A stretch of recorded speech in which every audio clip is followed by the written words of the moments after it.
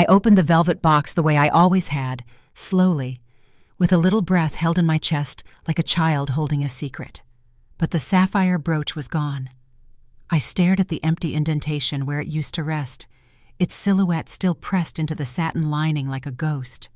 My fingers hovered above the space, not quite touching. I thought maybe I was mistaken. Maybe I moved it. Maybe... From the hallway, I heard the soft scuff of slippers. Alina peeked her head in. "Everything okay, Mama D?" I turned slowly. "Have you seen my brooch? The blue one. My mother's." She stepped inside, her voice wrapped in sugar. "Oh, I think you wore it to brunch last week, remember? Maybe it's still in one of your coats." Her eyes flicked to the box. "Or maybe you're just misplacing things lately?"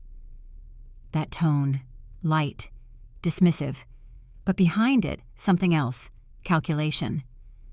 "I know where I keep my things," I said, trying to keep the steel from my voice. She smiled too quickly. "Of course, just thought I'd help."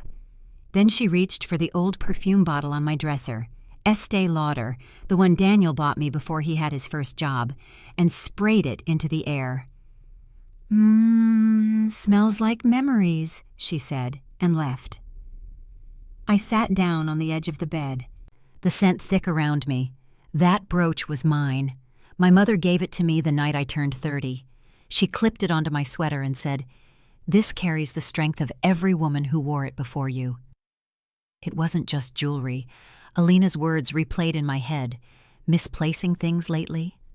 And suddenly, I wasn't just wondering where my brooch went. I was wondering what else she wanted me to forget. Outside, the wind picked up, knocking the wind chimes against the porch railing. They sounded hollow this time, like someone trying to warn me. I didn't know it yet.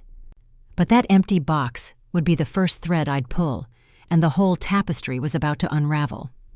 It wasn't just the brooch. 2 days later, I found my pearl studs tucked into a balled-up pair of socks. I hadn't worn them in weeks. I stood there in my bedroom clutching the socks like they were evidence at a crime scene. Who puts earrings in socks? I certainly hadn't. But the part that made my stomach turn wasn't the discovery. It was the fact that Alina had folded my laundry that morning. When I asked Daniel about it, he laughed.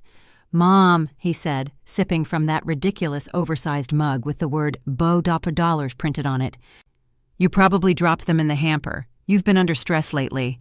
I wanted to scream, but instead, I just nodded. Maybe. Because when your own son starts siding with the lie, silence feels safer than the truth. Later that week, my garnet ring, my favorite one, the one Harold gave me on our 20th anniversary, went missing. I tore the bedroom apart. I even checked the floor vent with a flashlight. Nothing. I sat on the edge of the bed with my fists pressed to my forehead until I felt like I might bruise myself. Then, like clockwork, Alina found it. She smiled, holding it up like a magician pulling a rabbit from a hat. "You must have left it by the fridge," she said. "Silly Mama D." I wanted to slap that smile off her face. Instead, I thanked her. I took the ring, slipped it on, and let her kiss me on the cheek with those glossy lips and that fake lavender scent she wore like armor. But in my mind, something snapped into place. This wasn't forgetfulness. This wasn't me being silly. She was planting seeds, making me look unstable, slowly, softly, a kind of quiet erasure. And Daniel? He was too in love or too blind to see it. That night, I sat at my vanity and stared at myself in the mirror. I looked fine. No wild eyes, no confusion. But I couldn't shake the feeling that someone wanted me to. And the worst part? I didn't know how far they were willing to go. 3 times. That's how often it had happened now. The brooch, the pearl studs, the garnet ring. Each time, it went the same way. Missing, panic, shame, and then Alina, smiling like she'd just saved the day. And each time, Daniel would offer a laugh, a shrug, or worse, a look that said, "Poor Mom." I began keeping a small notebook in the kitchen drawer. I didn't tell anyone, just jotted down what I wore, what I touched, where I put it. It felt absurd at first, like treating myself like a suspect in my own life. but something in me needed proof that I wasn't unraveling. One morning, I caught Alina standing by the notebook. The drawer was still open. She closed it quickly when she saw me and smiled, too wide. "Trying to stay organized?" she asked. "That's so smart." I didn't answer. My heart was hammering, but I kept my face still. Later that afternoon, Daniel sat beside me on the couch. "You know, Mom, maybe it wouldn't be the worst thing to start writing things down more, for peace of mind." There it was again, that quiet little echo of Alina's words, disguised as concern. I sipped my tea, staring into the steam, and forced myself to breathe. "You think I'm losing it?" I asked. His brows lifted, surprised. "No, of course not. Look, everyone forgets things. Alina says sometimes you seem overwhelmed." Overwhelmed. I'd been widowed. I'd raised him. I'd survived cancer 5 years earlier, and now the woman he married was chipping away at my sanity one lost earring at a time, and I was overwhelmed? I smiled at him the way my mother used to smile at the pastor's wife, even when she knew she was being lied to. "Thanks, honey. I'll try." But in my chest, something was shifting. I no longer felt confused. I felt watched. And whoever was doing the watching had no idea that I was about to start watching back. People think jewelry is just decoration. They don't know what it holds. That sapphire brooch. My mother gave it to me on my 30th birthday. She pinned it to my coat and said, "This will remind you who you are when the world forgets."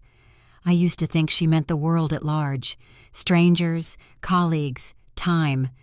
I didn't realize the forgetting could come from your own family. That garnet ring? Harold gave it to me after my second miscarriage. He didn't say much, he never did, but he slipped it on my finger one morning while I was still in bed. "For strength," he whispered. I wore it every anniversary after that, even the ones after he was gone.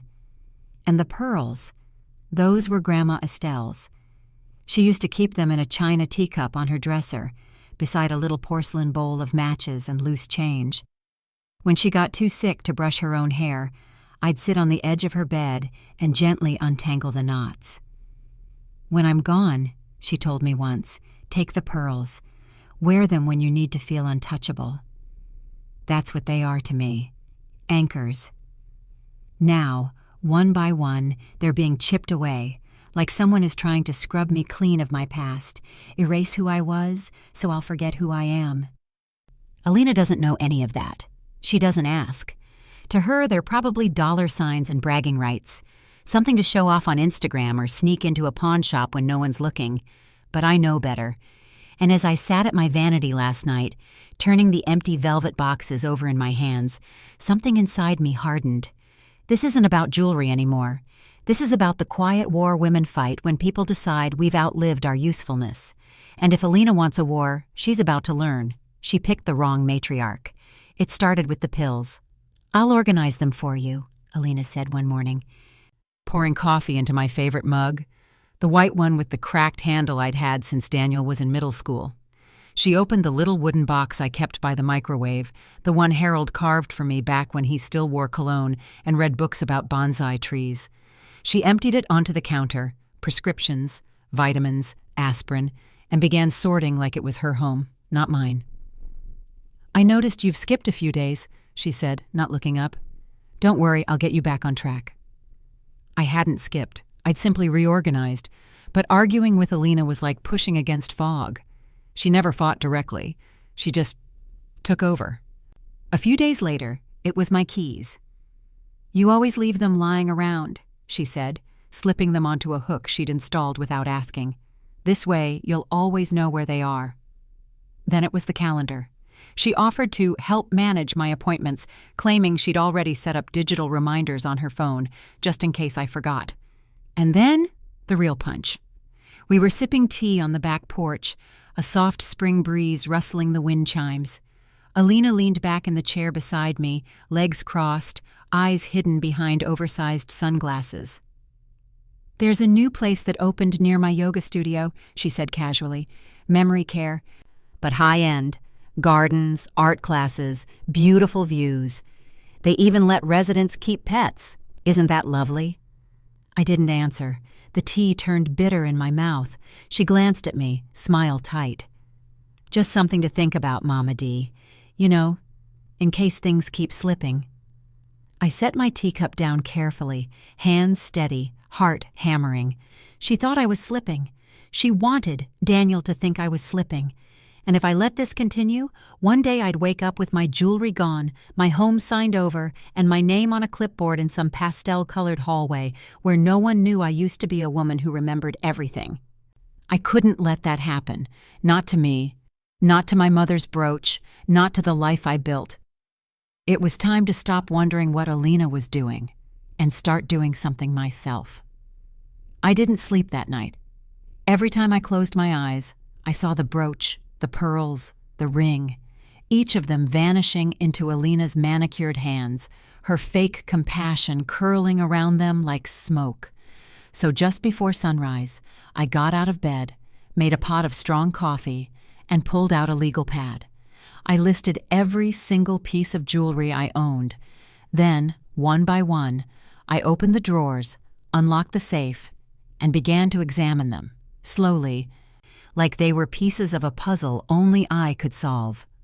I weighed them, measured them, photographed every clasp, every engraving, every hairline scratch, the little chip on the side of my ruby earring, the faded initials on the gold locket from when Harold first proposed.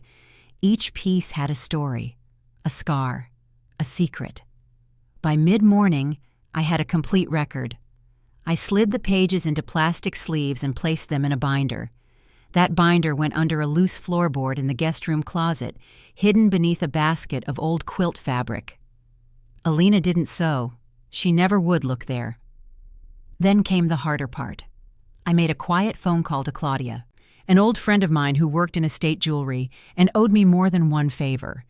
By the end of the week, she had what I needed: high-quality replicas, visually perfect, structurally convincing, but lighter, cheaper, soulless.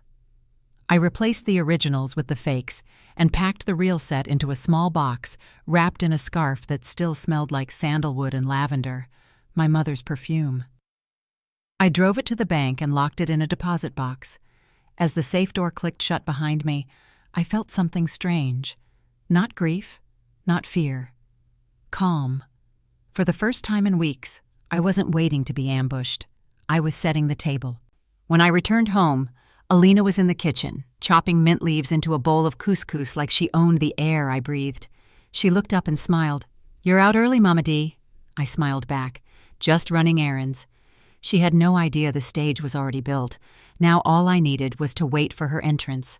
There's a certain weight to silence when you're the only one who knows the truth. After Alina left for her yoga class and Daniel was still at work, I walked into my bedroom, shut the door, and sat cross-legged on the floor in front of my safe. The replicas were inside now, each nestled into their little boxes like sleeping secrets. They looked perfect, coldly perfect, like mannequins wearing someone else's history. I reached into my handbag and pulled out the tiny camera I'd ordered. A pinhole lens, motion-activated, silent. It had arrived 2 days ago, tucked between boxes of tea bags and denture cream in my online grocery order. Setting it up felt like slipping into another version of myself, one I hadn't worn in years. The version of me who used to negotiate loan terms, who stood beside Harold when he fought his cancer, who taught Daniel how to look someone in the eye when telling the truth. I affixed the camera inside the upper corner of the safe, just above the hinge, angled toward the brooch box. I tested it twice. The little green light blinked, then disappeared. I closed the safe slowly, listening to the click. A final punctuation mark. Alina would come eventually. She always did. And this time, she'd find everything exactly how she wanted it. Unlocked, easy, glimmering. She wouldn't know she was being watched. She wouldn't know that what she was stealing had already been replaced. I walked over to my vanity and spritzed the air with my old perfume, La Perla, a scent that lingered long after people left the room. I wanted it in the air. I wanted her to feel like I was always there, even when I wasn't. That night, as I climbed into bed, I felt something I hadn't felt in weeks. Ready. She thought I was losing control. She had no idea I'd just taken it back, and all that was left now was for her to make the next move. It was over breakfast, 2 boiled eggs, toast, and too much smiling. Alina sat across from me in one of Daniel's old t-shirts, her legs folded beneath her like a child playing pretend. She stirred honey into her tea and sighed dramatically. "My cousin's engagement party is this weekend," she said, setting the spoon down. "And I'd love to borrow something blue, something meaningful." I didn't flinch. "Of course," I said, buttering my toast. "You know where everything is." Her eyebrows lifted just enough. "You're sure? I'd hate to risk anything precious." I looked up, held her gaze. "I trust you." She smiled, slow and satisfied. But behind that smile was hunger. She already had something in mind. When she left the table, I cleared the dishes with care, each clink deliberate. I waited a full 10 minutes. Then I walked slowly to my bedroom, turned the knob quietly, and left the safe unlocked. The camera blinked once, then vanished into stillness. I didn't linger. I grabbed my cardigan, picked up a grocery list I didn't need, and walked out the front door. I circled the block with slow, thoughtful steps, watching the sky cloud over, listening to the hum of traffic in the distance. When I returned, Alina was in the kitchen humming, her phone face down on the counter, a faint dusting of shimmer on her collarbone. She didn't say a word. Neither did I. But something in the air had changed, like the house had inhaled and forgotten how to exhale. I walked into my room, closed the door, and sat at the vanity. I didn't even need to open the safe. The point wasn't whether something was missing. The point was, the camera saw her, the box she touched, the way she moved, the timing, the angle, the greed. I would review the footage that night, frame by frame, like reading a stranger's diary. But for now, I simply folded my hands in my lap, let the silence settle, and smiled at my own reflection. It had begun, and Alina had no idea how perfectly she'd played her part. I waited until midnight. Daniel had long since gone to bed. Alina's soft laughter drifted up from the living room where she was scrolling through her phone, curled into the corner of the couch like a cat with a full belly. I took the memory card from the camera and plugged it into my laptop. No sound, just a still image of the safe's dark interior. Then, at 11:06 a.m., motion. Alina entered the frame with practiced ease. She didn't hesitate. Her hand reached in, lifted the velvet box, the one with the sapphire brooch, and opened it. She turned it in her hand, studied the clasp, smiled. She held it to her collarbone, checking the mirror above the dresser like she'd done it 100 times before. Then she closed the box, but didn't return it. She slipped it into her jacket pocket and walked away. I sat there staring at the screen, not breathing, not furious, not heartbroken, focused. She didn't know it was a replica. That brooch had belonged to my mother, yes, but the one she took now? It was just glass and metal, beautiful, convincing, and entirely worthless, except for what it proved. I rewound the footage, watched it again, the way her fingers lingered on the velvet, the small tilt of her head when she admired herself, that tiny smile. It wasn't just theft. It was victory. She thought she'd won. I closed the laptop and slid the card back into its hiding place.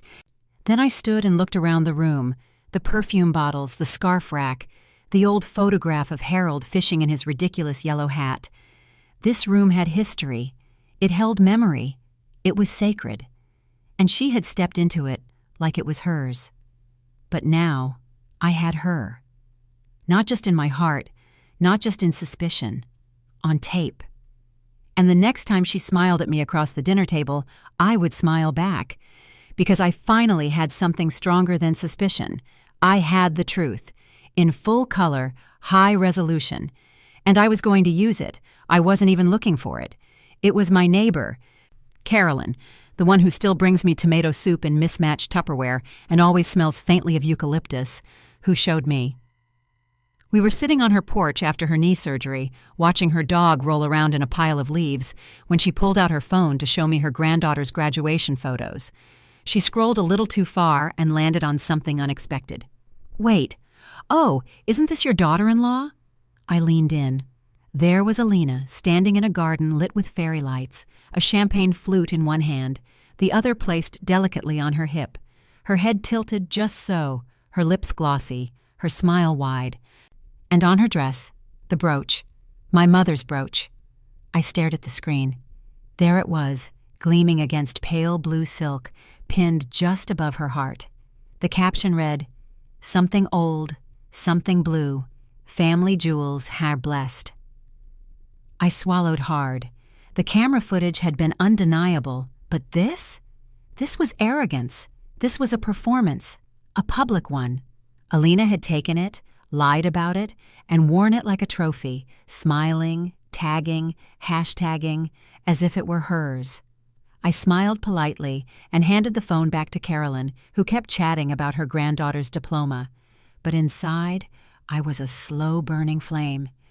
That brooch wasn't just a piece of jewelry, it was memory, it was legacy. It was the last thing my mother clasped to my chest before she passed, whispering, "You come from a long line of women who never let the world erase them." And now, here it was, paraded around like costume jewelry by someone who thought legacy could be bought, borrowed, or stolen. That night, I printed the photo and slipped it into the same binder where I kept the camera footage. The evidence was growing, the mask was slipping, and I realized then I wasn't just documenting a theft. I was collecting moments for the day her lies would unravel in front of everyone she thought she'd fooled, and she had no idea, none, how close that day really was. I waited until we were alone. Daniel had just come in from work, still in his dress shirt, sleeves rolled up, tie loosened the way Harold used to wear his on Sundays after church. He poured himself a glass of water and leaned against the counter, casual as ever. "Do you have a minute?" I asked. "Sure. What's up?" I opened my binder, the one Alina still hadn't discovered, and slid 2 photos across the table. One was from the safe camera, a close-up of the sapphire brooch in its box. The other was the Instagram screenshot, Alina beaming in someone else's garden. "Take a look," I said. "Look at the clasp." He bent over the photos, squinted. "What am I looking at?" "The clasp," I repeated. "See that curve here? And this tiny etching?" He nodded slowly, then shrugged. "Okay, yeah, they're similar. Lots of brooches look alike." I stared at him. "No," I said, "not like this. This isn't coincidence, Daniel. This is your wife wearing a piece she stole from me." He laughed once, dry, tired. "Mom, don't do this." "Don't do what?" "Make something out of nothing," he said, sipping his water. "Alina told me you've been stressed, forgetting things. You probably gave it to her and forgot." I could feel the heat in my chest rise, not from anger, but grief. "I didn't forget," I said softly. He looked at me like I was a puzzle missing pieces. "I think," he said, "you might just be overthinking it." I didn't speak, didn't yell. I just nodded and walked away. Back in my room, I stood at the window for a long time, watching the wind move through the trees like it was searching for something it had lost. I had proof. But what do you do when proof doesn't matter to the person you raised?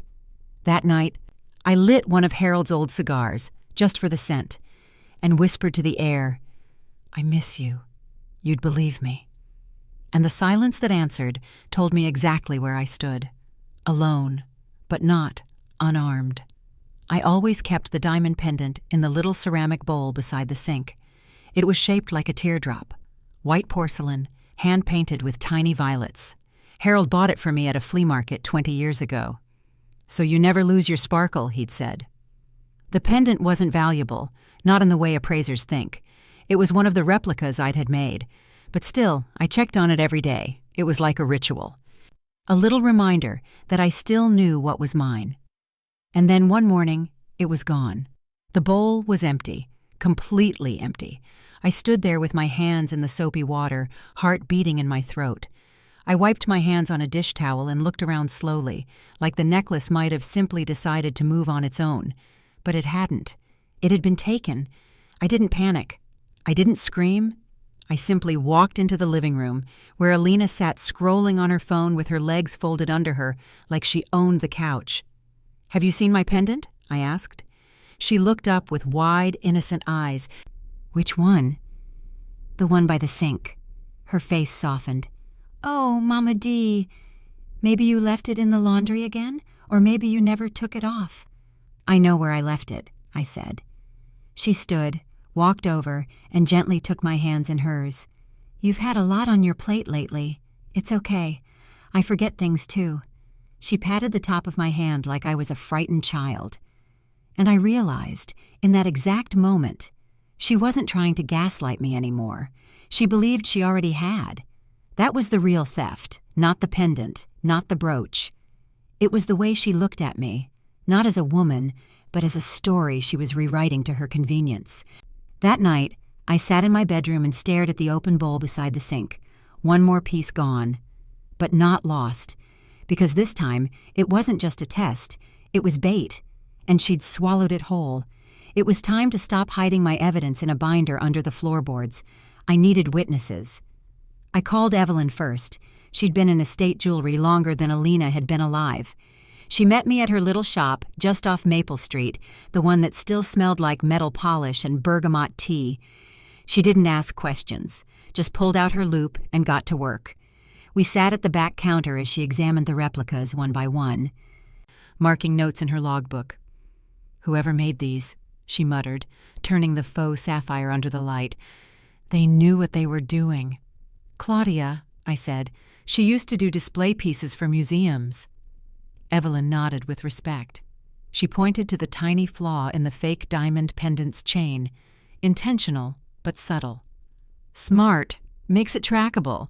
If someone tries to sell it, I can match the imperfection." We spent 2 hours cataloging each piece. Then she handed me the paperwork. Clean, precise, official. "These will stand in court," she said, "or at a pawn shop." Next, I went to Charles, the quiet jeweler who once resized my wedding band after Harold passed. He was slow, gentle, and had a way of speaking that made you feel like you were made of glass and should be handled with gloves. He took Evelyn's reports and notarized a statement verifying that all items currently in my safe were replicas, not stolen. Placed. Purposefully.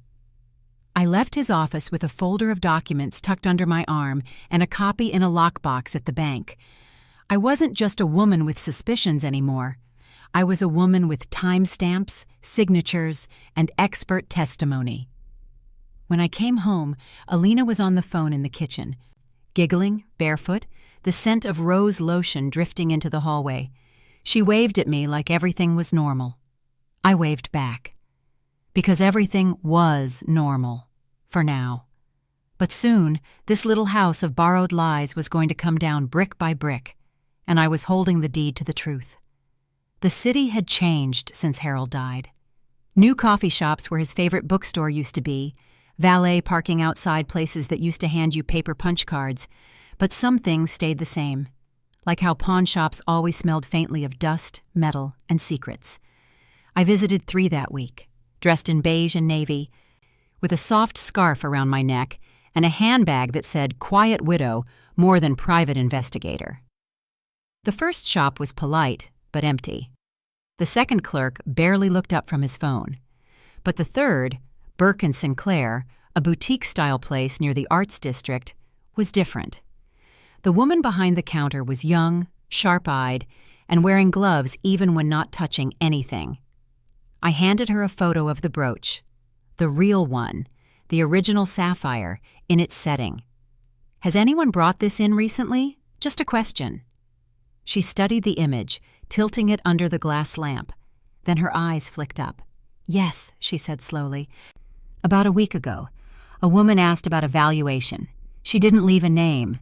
Said it was from her husband's side." My breath caught, but I kept my face still. "She didn't leave it?" "No," the clerk said. She said she was just curious. I thanked her and slid the photo back into my bag. My heart beat like a drum all the way to the car. Alina had tried to appraise it. She hadn't sold it, yet, but she had taken the first step. That slippery slope between testing the waters and diving headfirst into theft. She was trying to figure out what my memories were worth. In dollars. And that meant she didn't think of them as mine anymore. When I got home, I wrote the store name and clerk's description in my binder, and I made one more call to Evelyn. If that woman shows up again, I said, call me first, or call the police. Because this wasn't just family betrayal now, it was fraud. And I intended to catch her before she ever made that sale, or bury herself trying. I told them I wanted to host a dinner, just the three of us, something intimate, something meaningful. Alina's face lit up the moment I said it. That sounds wonderful, she gushed, already pulling out her phone. Do you want me to bring dessert or wine? You don't need to bring anything, I said. It's a gift night. She blinked. Gift? I want to pass down a piece of jewelry, something from the family. She clasped her hands together like a schoolgirl who just got picked for the lead in the recital. Oh my God, Mama D, that's so sweet. Daniel smiled too. She's been so good to you, Mom. I think it means a lot. I just nodded and folded the dish towel over the oven handle. Let's make it Friday. Alina kissed me on the cheek, lingering. I'll wear something special. I smiled as she walked away. Good. Wear something you want to be seen in. That night, I made one more call, to Evelyn. I need a favor, I said. She didn't ask why, just asked when and what to bring. We agreed she would arrive halfway through dinner, just after dessert, as a surprise guest. She would bring her appraisal kit, gloves, magnifier, scale, everything. I want her to see the table, I said, and think she's sitting at the head. Evelyn chuckled. And then? And then I want her to feel it turn. The next morning I pulled out the crystal glasses, polished the good silver, and took my grandmother's china out from its box beneath the stairs. Everything needed to be perfect. This wasn't just a meal. It was theater, the kind where every prop has a purpose, every gesture is rehearsed, and every lie is about to walk right into its spotlight. That morning, I wore the pendant like armor. Not the real one, of course, the replica. Same chain, same weight, same sparkle in the light. I made sure Alina saw it, first over coffee, then again when I passed her in the hallway, humming just loud enough for her to turn her head. Oh, I love when you wear that one, she said, pouring almond milk into her smoothie. So elegant. I smiled. Harold gave it to me just before our anniversary. She tilted her head. Still remember all that? I laughed, soft and sweet. Oh, yes. I remember everything. After lunch, I made a little show of tidying up the kitchen. I removed the pendant and placed it in the ceramic teardrop dish by the sink. Just for now, I said aloud, as if rehearsing for an audience that hadn't yet arrived. Then I walked upstairs, slowly, deliberately. The camera in the hallway blinked once as I passed. From my bedroom, I listened. The rustle of fabric, a pause, then the tiniest sound, ceramic sliding across countertop. Silence. I waited 5 more minutes before returning to the kitchen. The dish was empty. Gone. I didn't flinch. I didn't check drawers or look under rugs. I just stood there, staring at the void where the pendant had been. She'd taken it. Of course she had. And why wouldn't she? I'd laid it out like a prize, shimmering, convenient, unwatched. She thought she was stealing a keepsake. She didn't know she was stepping into frame. Later that evening, as I set the table for dinner, I ran my finger over the rim of a wine glass and thought of Harold. You'd be proud, I whispered. Your girl's still got it. The roast was in the oven, candles ready, the necklace gone, everything in its place. And somewhere in this house, Alina was getting ready to sit down across from me, thinking she was about to receive a gift. And in a way she was, just not the one she expected. The roast turned out beautifully. Daniel carved it with that boyish pride I hadn't seen in years, talking about work, about some client who refused to use email. Alina chimed in with little stories from the gym, laughing too loud at her own jokes, her makeup just a little too perfect. She looked radiant, confident, like someone who thought she was about to be crowned.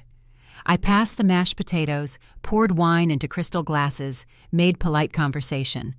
And all the while, I was watching every smile. Every flicker of her eyes toward the hallway, every sip of her wine. She was waiting for something. So was I. Midway through the second course, Alina dabbed the corners of her mouth with a linen napkin and stood. "Excuse me for a sec," she said. "Just going to freshen up." She left her phone behind. Daniel barely looked up. "She drinks too much iced tea," he joked. I smiled and took a sip of my wine. The hallway camera blinked. Motion detected. Alina passed by the console table, slowed, paused. I imagined her glancing around, checking for shadows. Then, with the same grace she used to pluck basil leaves from my windowsill, she reached toward the teardrop dish. 3 seconds. That's how long it took. Then she was gone, into the bathroom, out again. Back at the table, she adjusted her seat and rejoined the conversation without a flicker of guilt. I served dessert, pistachio pudding, Harold's favorite. Light, sweet, a little unexpected. Alina moaned dramatically. "Oh my God, Mama D, you should open a restaurant." I thanked her. The pendant was now in her purse or pocket or somewhere else she thought was safe. The camera had seen it all. But I didn't rush. I wanted her to feel completely comfortable, secure, triumphant. Because there's something cruelly satisfying about letting someone believe they've won, right before the curtain drops. Evelyn would arrive any minute now. And when she did, we'd open the safe, together, and reveal exactly what Alina thought she was stealing. Nothing. Nothing but a spotlight. We lingered over dessert longer than usual. Alina refilled Daniel's wineglass before he could ask, then rested her chin on her hand like she was posing for a lifestyle blog. I waited. Let the silence stretch just long enough. Then I smiled sweetly and said, "You know, I was thinking about the brooch, the blue one. The one you wore to your cousin's engagement party." Alina blinked. "Oh? I never got to see it on you in person. I'd love to, if you have it on you." Her fingers twitched slightly. A blink too long, a pause too calculated. "Oh," she said again, this time with a practiced softness. "It's at the cleaners. I wanted to have it polished. I thought I'd surprise you." Daniel looked over, oblivious. "She really loved wearing it, Mom. Said it made her feel connected to the family." I nodded, eyes still on her. "I'm glad. It means a lot to me, too." Alina took a slow sip of wine. "I'll bring it by next week. Maybe have it boxed up nice." I smiled again. "I'd rather you didn't." She froze. The room seemed to inhale. The wind outside tapped once at the window pane, as if it too was waiting. I stood and began clearing the dessert plates, stacking them gently. No drama, no raised voice, just movement. "I was thinking," I said, almost too casually, "since we're talking about family pieces, maybe we should have an expert take a look, just to keep everything documented." Daniel looked confused. "What do you mean?" But before I could answer, the doorbell rang. 3 firm chimes. I set the plates down and wiped my hands on the towel draped over my arm. Alina looked toward the hallway, her smile beginning to flicker. "I invited someone," I said. No one spoke. I walked to the door and opened it. And there stood Evelyn. Black coat, silver briefcase, gloves already on. She stepped inside, nodded at me, and said to the room, "Shall we begin?" And just like that, dinner turned into something else, something unforgettable. Evelyn entered with the grace of someone who knew exactly what room she was walking into, and why. She shook Daniel's hand warmly, kissed my cheek, and gave Alina a polite smile that didn't quite reach her eyes. "I heard you're passing down a piece tonight," she said, setting her silver case on the dining table. "Would you like me to verify its condition before the handoff?" Alina shifted in her seat. "Is that necessary?" "Oh, not at all," I said, pouring her another glass of wine. "Just for tradition. Evelyn's been in our lives for decades. She appraised my mother's set before my wedding. Daniel nodded. Sounds reasonable? Alina said nothing. I retrieved the safe key from my cardigan pocket and opened the small chest against the wall. Evelyn followed me, gloves already on. We knelt together, her eyes scanning the neatly arranged boxes inside. I handed her the replica brooch first, the fake diamond pendant next. The garnet ring. One by one she held them to the light, examined the settings, weighed each in her palm. She didn't overplay it. She just stood slowly and turned to the table. "These," she said calmly, "are not real." Daniel blinked. "What?" "They're replicas," she repeated, with the authority of someone who had delivered this kind of truth before. "Beautifully made, but not genuine." Alina's voice cracked before she spoke. That can't be right. Those were real. I mean, they should be real." She caught herself too late. The words hung in the air like smoke from a fire no one had noticed until now. Daniel looked at her. Really looked at her. I walked over and stood by Evelyn, gently resting my hand on the brooch box. "They were real," I said softly, "until I replaced them, when I realized someone was helping them disappear." Alina opened her mouth, then closed it again. Daniel stared at the table, then at me, then back at his wife. And for the first time, I saw doubt slip into his face, like water through a crack. I didn't say anything else. I didn't need to. The safe was open. The truth was out, and Alina's smile was nowhere to be found. Alina's voice changed first. Gone was the syrupy sweetness. In its place came something clipped, controlled. "Mama D," she said slowly, carefully, "I think you're confused. These accusations, this whole setup, it's because you're not well." Daniel looked up, startled. "Alina," she kept going, "you've been forgetting things. You've said it yourself. I've told Daniel for weeks we need to think about long-term care, just in case. Not because we don't love you, but because we do." I stared at her, calm. "We've already looked into a few places," she added, her tone softening again. "Beautiful ones, peaceful, safe, with trained staff." Daniel looked between us, clearly shaken. "You're suggesting I can't care for myself," I said. She nodded, eyes shining with false concern. "We just want to protect you." I smiled and picked up the remote. The TV on the wall blinked to life. The footage began to roll, muted, crisp, in color. There was Alina, walking down the hallway just an hour earlier, pausing, glancing around, reaching, lifting the pendant from the dish, slipping it into her purse, then walking calmly into the bathroom. No sound, no commentary. Just the image of a woman stealing from someone she claimed to love. Daniel stood. "What the hell is that?" Alina's face went pale. That's edited. It's motion activated," I said. "No editing, no cuts. I installed it weeks ago, right after my garnet ring walked itself into the fridge." Daniel turned to her. "You told me she misplaced that." Alina tried to speak again, but the words failed her. She looked at me, then Evelyn, then the door. Her breath came faster now. I walked over to the console and paused the video. It froze on the image of her hand, halfway to her purse, pendant dangling from her fingers. Silence. And in that silence, something ended. Not just the charade, but the illusion that kindness had ever been part of her plan, and she knew it. Alina stood now. She wasn't smiling. Her voice cracked like thin ice. "You think this proves something? That video? That's entrapment. You've been setting me up, manipulating me, making me look like the bad guy." She turned to Daniel, her hands outstretched. "She's not well. This isn't normal behavior. Hidden cameras? Fake jewelry? She's paranoid."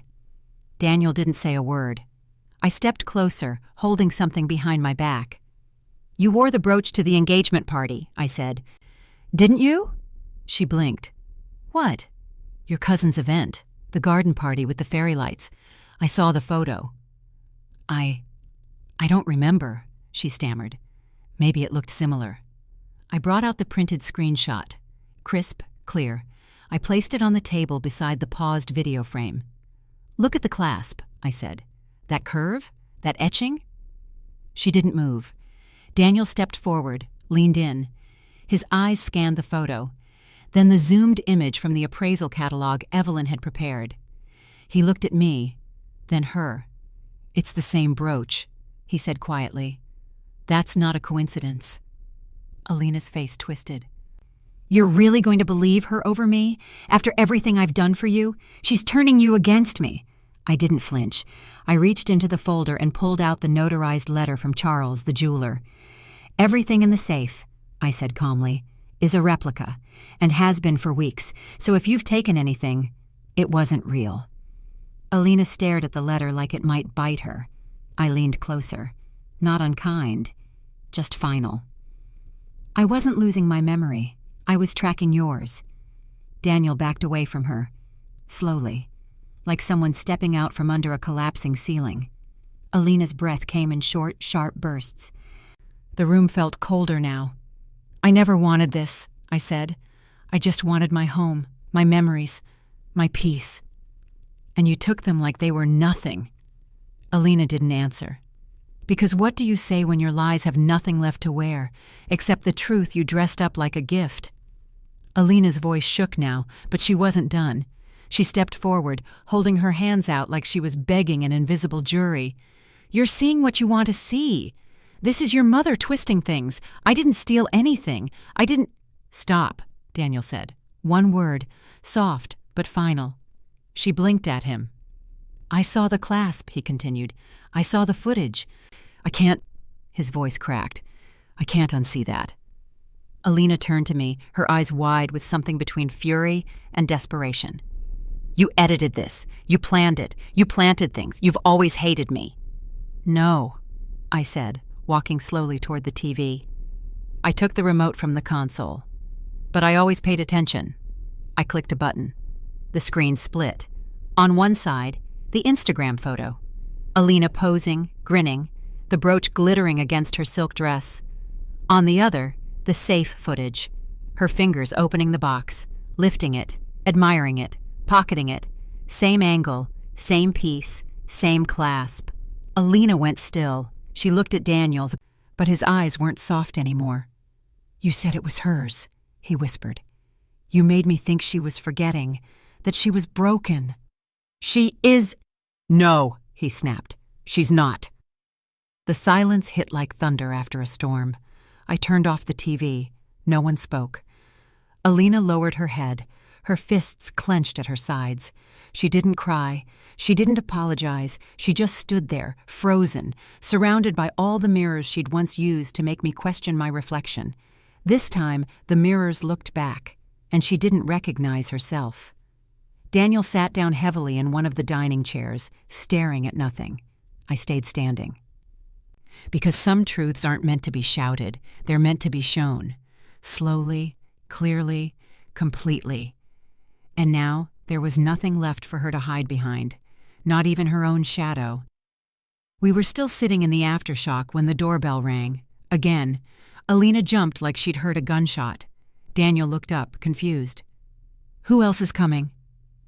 I stood, walked calmly to the door, and opened it. Outside stood a young woman with dark lipstick, a clipboard tucked under one arm, and a familiar branded envelope in her hand. Burke and Sinclair. "Miss D?" she asked. I nodded. "Thank you for coming." She stepped inside slowly, taking in the scene, candlelight, half-cleared plates, attention so thick you could bottle it. "I didn't know where else to bring this," she said gently, "but I thought you'd want to see." She handed me a printed page. I unfolded it, then turned it so Alina could see. Her name wasn't on it, of course, but her messages were time-stamped, screenshot, clear. "My MIL has no idea I'm even touching this stuff, LOL. Sapphire, vintage cut, probably pre-war. Can I get an estimate? If I brought more in bulk, would the rate change?" Alina's face went white. Daniel stood so fast his chair screeched. "You tried to sell them?" The woman shifted awkwardly. "She asked for a valuation a week ago, said she was handling her mother-in-law's estate. We didn't buy anything, but it felt wrong." I looked at Alina, but said nothing. Her hands were shaking now, her mouth opened, closed. No sound. The binder of evidence, the appraiser, the camera, the Instagram post, and now the attempted sale. This wasn't a misunderstanding. It wasn't a memory lapse. It wasn't a confused older woman clinging to heirlooms. It was a heist, and she had been caught. Publicly. Fully. Daniel sat back down, hands over his face. Alina took a step toward him, then thought better of it. "I just wanted to help," she whispered. "You don't understand." "No," I said. "We do." The woman from the shop left quietly, the door clicking softly behind her, and for the first time all evening, no one had anything left to say. Alina didn't leave. Not right away. She stood in the dining room long after the truth had been carved open and laid bare on the table, her face pale, her hands trembling, but her eyes still searching for a way out. "I could sue," she said suddenly. Her voice was sharper now, like a branch snapping in the cold. "This is defamation. You've been recording me, spying. That's illegal." Daniel looked at her with disbelief. "You're serious?" "I could ruin you," she said, this time to me.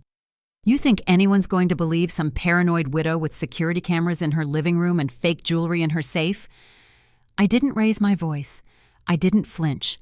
I simply walked to the sideboard and pulled out a folder. Thick, labeled.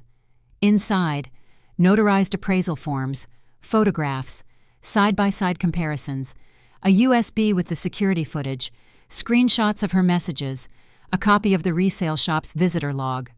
I placed it in front of her. "Take it," I said. She stared at it like it might catch fire. "If you want to make this public," I continued, "go ahead. But that folder will go with it. I'll submit it to the authorities, to Daniel's firm, to your yoga studio, your friends, your aunt who still thinks you volunteer at the animal shelter every Saturday." She said nothing. I slid one more paper across the table, a single sheet. "Or," I said, "you sign this." It was a basic confession, legal, binding, witnessed by Evelyn, acknowledging the theft, the impersonation, and her agreement to return every item she'd taken, real or otherwise, and to sever financial ties from my estate permanently. No police, no charges, no press. Just silence. Alina stared at it. Daniel wouldn't look at her. She picked up the pen with slow fingers, signed. Her hand shook when she wrote her name, and when she stood, she didn't look back. She just walked out the door and left it swinging gently in her wake. The air in the house felt clearer, quieter, and in that silence I found something I hadn't felt in a long time. Freedom. The velvet box felt heavier than I remembered, not because of the jewels inside, but because of everything it had survived. I opened it slowly in the bank's private room.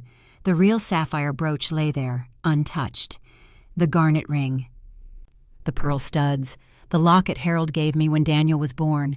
All of them still resting where I'd placed them, wrapped in that scarf that smelled faintly of sandalwood and thyme. I ran my fingers across the pieces, not to count them, not to check for damage, just to feel them again. My inheritance, my memory, my proof. Later that afternoon, I pinned the brooch to my jacket. Not for a dinner party, not for a photograph. For tea. Just me, sitting in my sunroom with a small cup of jasmine and a slice of lemon cake from the bakery Harold used to love. No cameras, no witnesses, just quiet.